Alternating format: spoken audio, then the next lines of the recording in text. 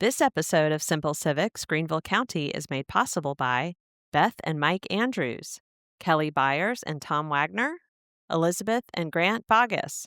We thank them for their support and for connecting you, our listeners, with candidates so you'll be informed voters this primary season. You can give to Simple Civics too. Just visit our website at simplecivicsgreenvillecounty.org. On Tuesday, June 9th, South Carolina holds its statewide primary elections. I'm Katie Smith with Greater Good Greenville, and over the next several weeks, we are pleased to bring you interviews with most of the candidates in contested races that are in Greenville County. Today, we feature candidates for the Republican primary for Greenville County Council, District 17, which generally covers northern Greenville County, including part of Travelers Rest, Blue Ridge, and Tigerville. Whichever candidate wins in the June primary will essentially be the new county council member, as they have no opposition from another party's candidate in November. But first, a quick primer on why primaries are so important. The statewide primaries are when political parties choose their candidates to be on the ballot in the general election on November 3rd. This primary on June 9th will be for important offices like State House of Representatives, Governor, State Superintendent of Education, Congress, and one of our U.S. Senate seats, and our Greenville County Council. Some of these primary races will determine the winner in November because no one from a different party has filed to run, meaning that practically speaking, the June 9th primary is the election. In South Carolina, we don't register to vote by party, and all primaries are open, meaning you're free to vote in either the Republican or Democratic primary ballot. Of course, there are other parties, but they don't have a primary in our state. We did an episode that explains how all this works, and we'll link it in the show notes for you. If you want to see which district you live in and who will be on your ballot, you can check out the links on the episode page for a sample ballot from the South Carolina Election Commission.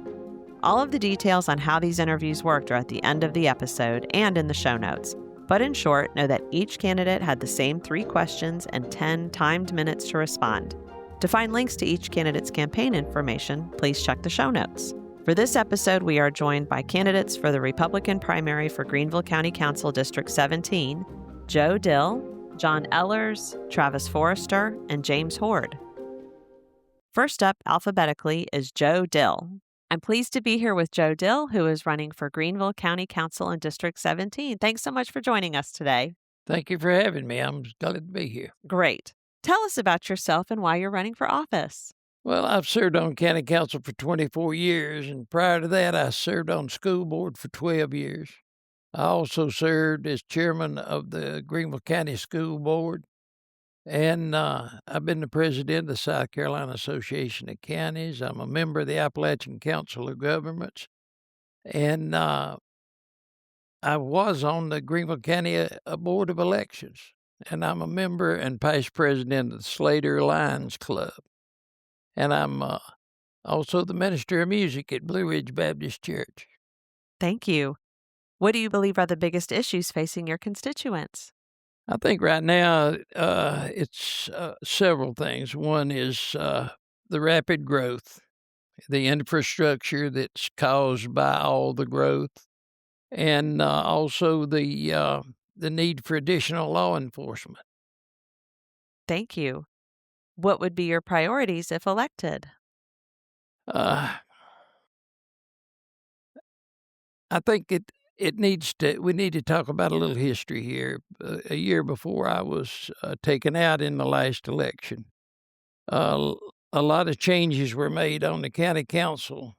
Developers and real estate agents from around the country got involved, spent a lot of money to get me off because they saw that Greenville County was going to be a place where you could really flourish and grow and do a lot of building.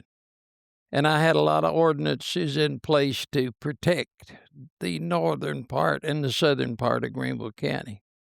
This election took me out and changed all of that roughly 5 years ago. And that's my number one priority is to try to get back those ordinances that were protecting us from overgrowth. Some people call it urban sprawl. But should be requiring that the developer that builds a subdivision fixes the roads, does the road improvements and the infrastructure. And with that, we've got this problem of not enough law enforcement. And law enforcement, not just the deputies. It runs through the whole system, all the way to the courthouse where I work. We see every day that the numbers are growing. People, there's some good people moving in here, and there's some bad people moving in here. And the court system's just flooded, just like our neighborhoods are becoming flooded with overgrowth. And I've been working with people in the community now for 4 years, trying to develop a plan, and we're ready to release that plan. But they've got to have somebody that's got to vote. Now, we've got some good people on county council who understand the problems and they want to do something about it, but I can help them by being there and knowing from the past experiences, my leadership will help them to be able to do those things. Well, thank you so much for joining us, and thank you for your willingness to serve. Thank you. Next up is John Ehlers. I'm pleased to be joined by John Ehlers, who is running for Greenville County Council, District 17. Thanks so much for being here, John. You're welcome. Thanks for having me. Absolutely. Tell us about yourself and why you're running for office. Well, I guess there's a lot to tell. Let's start with why I'm running. I think the thing that started it was when we had the major tax increase with the former councilman of my district. And that really just set things in motion for me. I mean, I was there at the county meeting. My wife had dissected. She had probably spent 40 hours on the budget, and she just dissected it. So we knew a lot about it, and we had reached out to him, and we were really very much against it because it just had so much waste in the budget. And basically that's what really got the ball rolling. I mean, I pretty much swore that night after the vote was yes, I'm running. Now, I'm running. I didn't like it. I was very upset. My goal is to reverse it if I can, not just not vote against any tax increases, but maybe lower taxes if possible. I mean, anything's possible. It might be grand, the thought of it at this point, but that's what I want to do. I've lived in District 17 most of my life.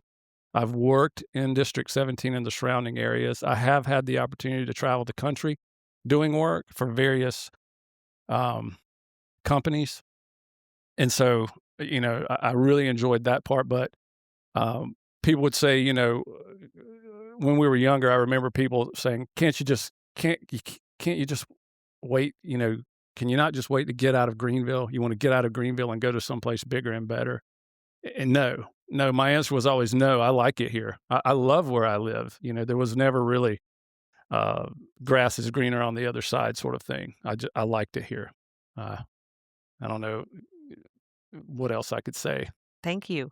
What do you believe are the biggest issues facing constituents? I think in my district, the biggest issue for them, I'd say right off the top is taxes. They're getting hit. The taxes, then we had the reassessment where everyone's value went up even more, so they're taxed off of that new value. And then another thing that I may not have the ability to do anything about on council is the power bills. We're up there with Blue Ridge Electric Co-op, and they've got a peak hour, which was pitched as being, we're going to give you the opportunity to save money. But people's power bills have tripled. I have a few rental properties, and they're struggling. They're behind in the bills. They're behind. And so, we work with them, but I understand. I see the power bills. And, for people that are wealthy, it's like maybe a mosquito bite. It's a nuisance. But for people who are not so wealthy, it's more like a snake bite. It hurts, and it's hurting them.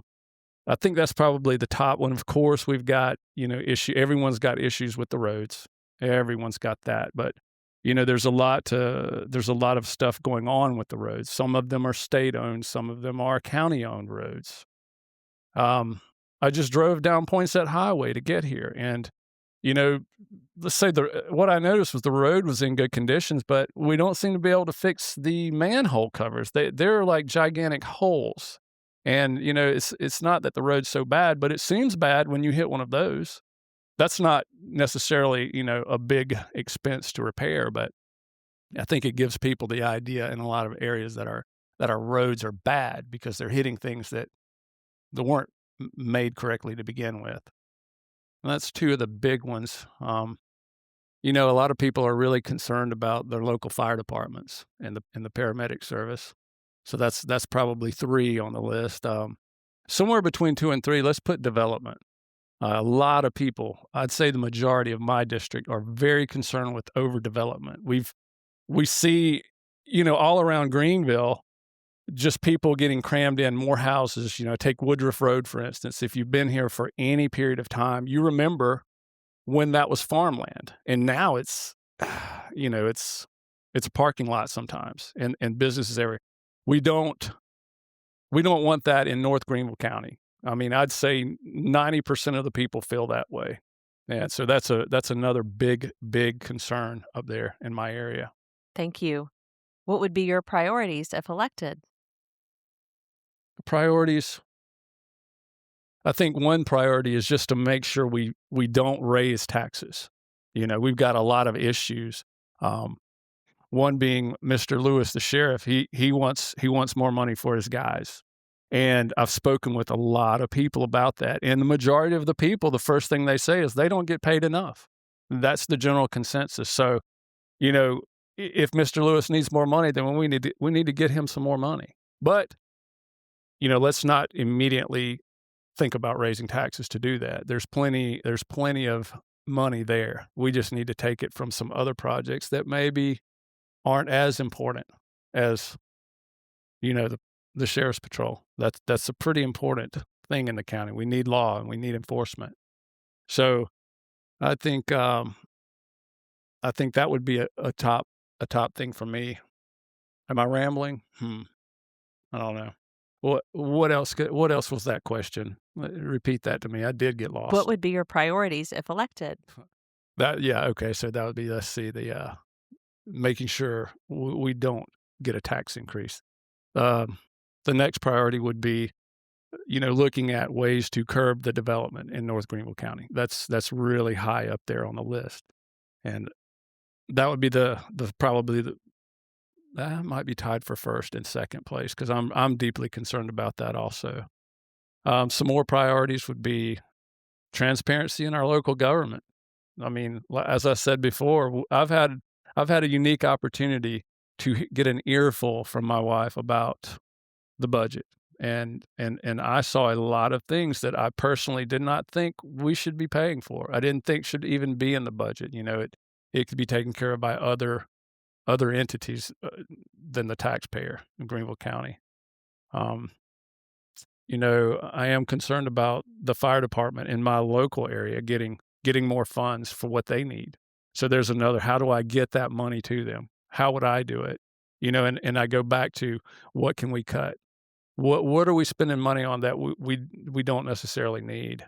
Or, you know, we could just, you know, decide it's more important over here than it is right here, especially for now.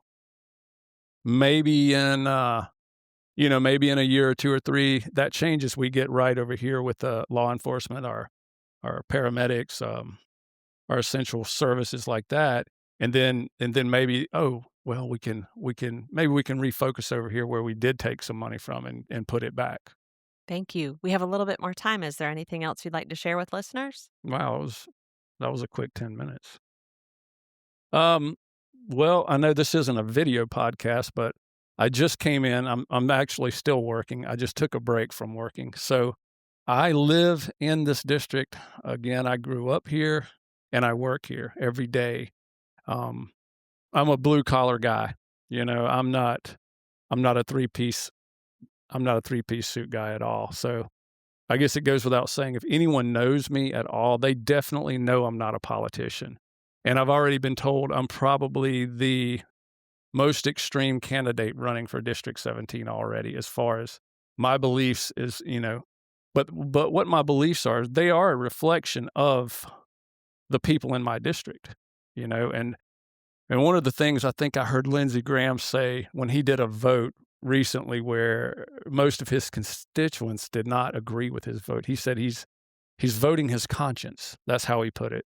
So I'm not voting. I will never be voting my conscience. I am voting the conscience of my district, and I speak to people a lot. In my line of work, I have a small electrical company, so I'm in people's homes every day, and I've been sort of basically campaigning for about 3 years now, and I speak with people daily. They have a problem, they call me, I fix that problem, and that's why they keep calling me. I've never done any advertising.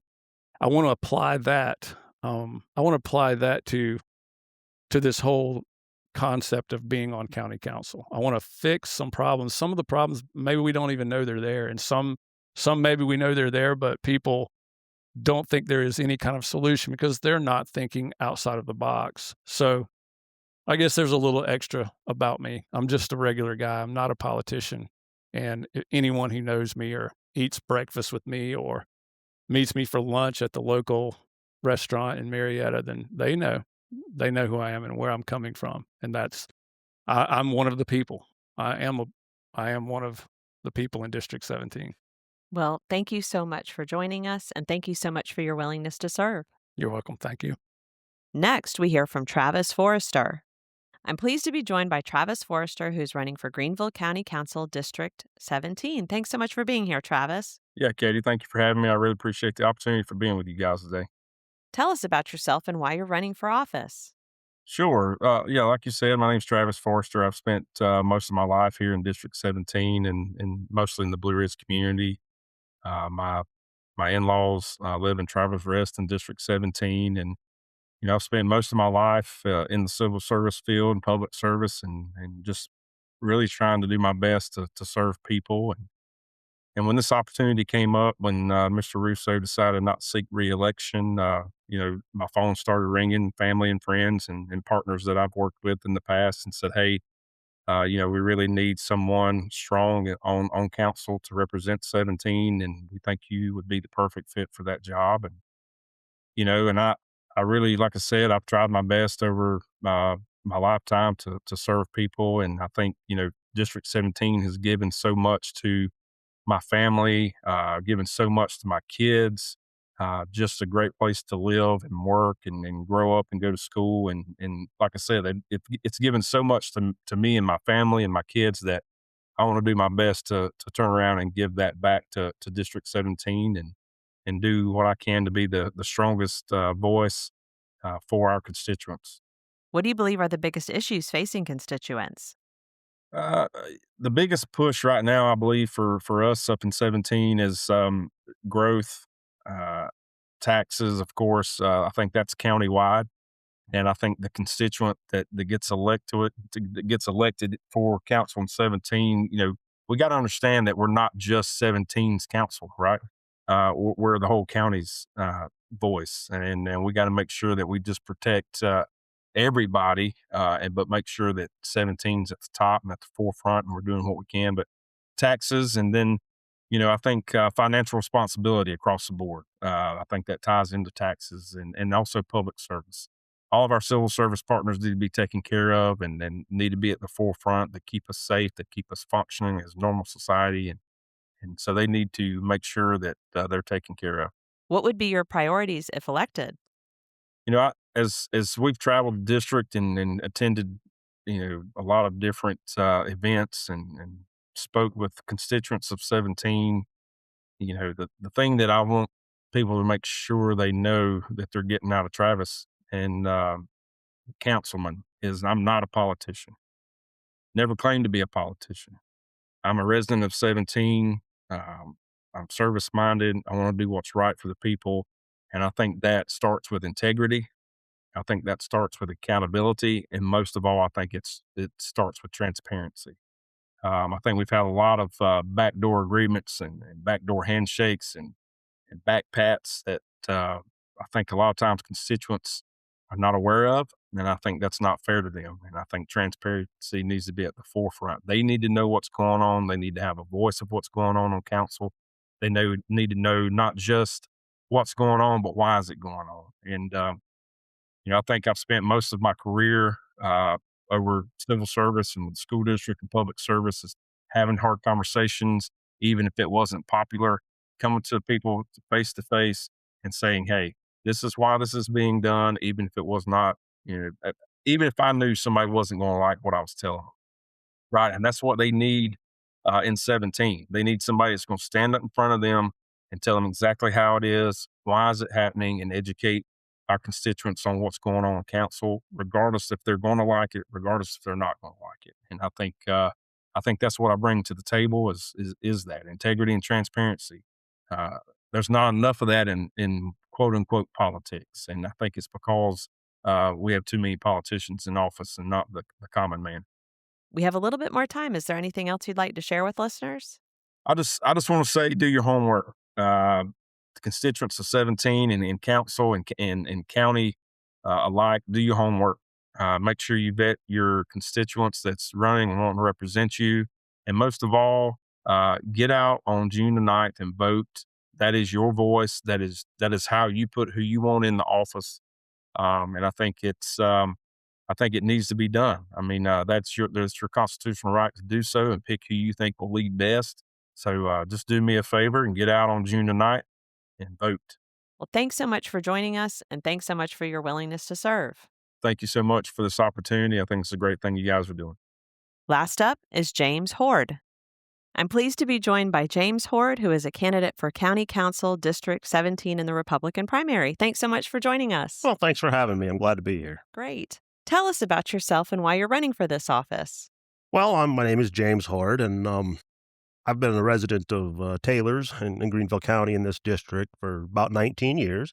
I moved here in 2007, so I was looking for a place to go, to leave, to set up roots. And I knew people in the area, so that's what kind of drew me to this area. What's so good about Greenville, South Carolina, in this area? So I had acquaintances, knew people, had some family that lived down here, so that's what drew me as a place of interest to come down here. So in 2007, I did move here, and I've been politically active for about all of those 19 years. I've been working outside the government, in various groups. I've been involved with Republican Party. I've been involved with, grassroots issues and groups for my entire time being here. I'm a very political person, so I've been in, as soon as I got here, I was, where do I plug in? How do I get involved? What do I do? How can I help? So I've been doing that for, 19 years. And now, as from an outsider looking in, trying to help, trying to make changes, do things, I'm like, am I being effective? And I think I have been very effective, but what more can be done? And there comes a point when you can only do so much from the outside that you're like, I could probably put my talents on the inside and maybe try to make a little bit bigger difference or something. So about 4 years ago, roughly 4 years ago, when our current councilman, he was elected, and I had a face-to-face meeting with him. And I said, if you're a good councilman and I like what you're doing, I'll be your biggest champion. I want to champion you. But if you don't do what I think is expedient or good, then I'm going to run against you. That was my meeting with him. Well, he started out good, but then 6 months later into his term, he was the swing vote to raise taxes, the highest tax rate in 30 years. I'm like, I can't go along with that. I can't be your champion if you're going to start raising my taxes to what I would call ungodly levels. So it was at that time I decided, okay, 4 years, I told him I'm running against him. So I've been gearing up to and anticipating running against him. Well, now he's not running for re-election, so it's kind of an open seat. So that is really a moot point, but that is the motivating factor for why I'm doing this. So why I'm running is obviously the number one thing is to keep keep control of our taxes. We need to be fiscally responsible. We need to be fiscally transparent. We can't be raising taxes, every year on end. We can't be just spending. We have to get control of what we're doing. Greenville City raised taxes last year 12%. Greer went up 8%. School board went up 8%. All these different areas keep raising taxes. Greenville County went down $1.5 million. They went a little bit down, but it was a reassessment year. I got a cut in my taxes, but my property taxes went up because my value went up. So it's still a tax increase, a little one. It's still an increase. And so taxes are a huge, huge issue as far as let's get control of what we're doing, where we're spending our money, and how we're funding things without raising taxes. Government never loses money. They never lose. Whether you have a bad year or a good year, you have to pay your taxes. So a government never goes backwards in the tax department. Their revenues are always going to be there. They're always going to get a little bit more every year just because of the nature of how it's calculated, and values go up, taxes go up. So we need to look at those revenue increases and allocate those better. What are we spending money on as far as the core functions of what do we have to spend money on that are core functions? And then what are the things that maybe we don't really have to spend the money, but we are, and different things. And where are the things that we're just wasting money? Can we start with the waste and put that towards the core functions of government? And we can fund everything we have to do without raising taxes if we get rid of any waste that's there. You hear that all the time, waste, fraud, and abuse. Everybody's against that, right? I'm not in council, so I don't have that line item detail of all the budget. So it's really kind of a cliche thing to say, you're going to fight waste, fraud, and abuse. But we do need to look at it. And wherever I can find anything that is not being spent properly, I want to route it to where it needs to be. And then there's the extracurricular things that, they might be nice to spend money on, but are they necessary? Is that something government should be doing?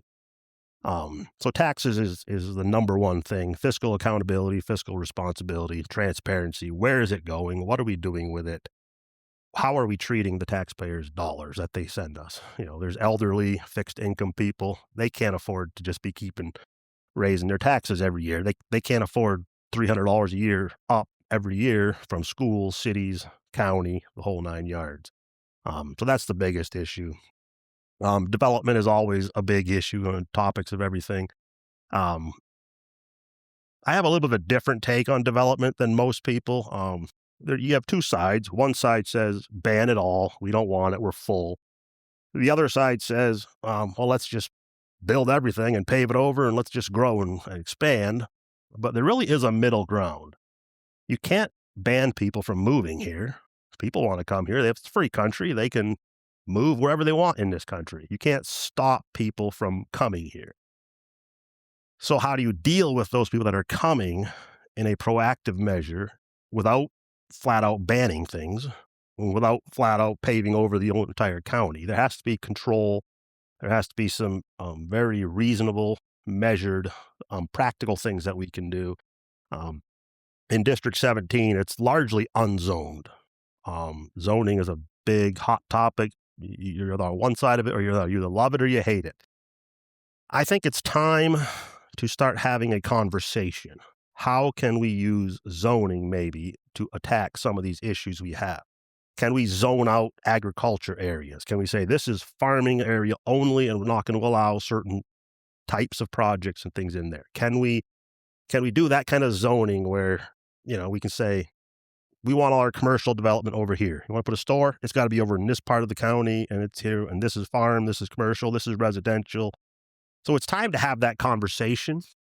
I don't think we just go and tomorrow wand it and zone everything and we solve all the problems. But we have to have that conversation where this is a tool that we can use, and it's how do we use it? Let's learn all about it. Let's figure out where we can apply it properly. LDRs are great, but LDRs don't really tell you where, they tell you how. We need to figure out where, and then we can use our LDRs to say, this is how you're going to build it. So we need all tools in the tool belt is what we're looking for. So those are some of the biggest issues I think that are affecting our district. Thank you. What do you believe are the biggest issues facing constituents? Yeah, that's pretty much it. I don't know much of what else to add to that topic. Thank you. What would be your priorities if elected? Well, my priorities would be very much in the same of what I had already said. Definitely taxes are number one. Let's keep taxes low. Development, let's figure out how we can use all the tools in our chest, in our belt to apply those things.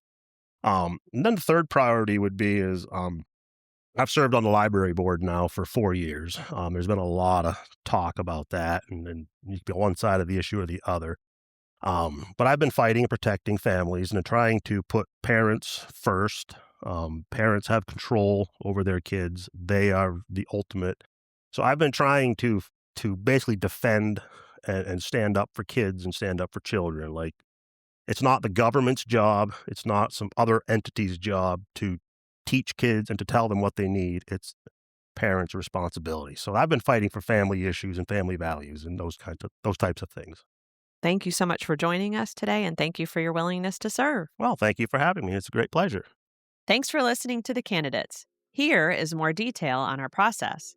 All candidates received the same 3 questions at the time of their invitation to join us shortly after the filing period closed, and they were given 10 timed minutes for their interview.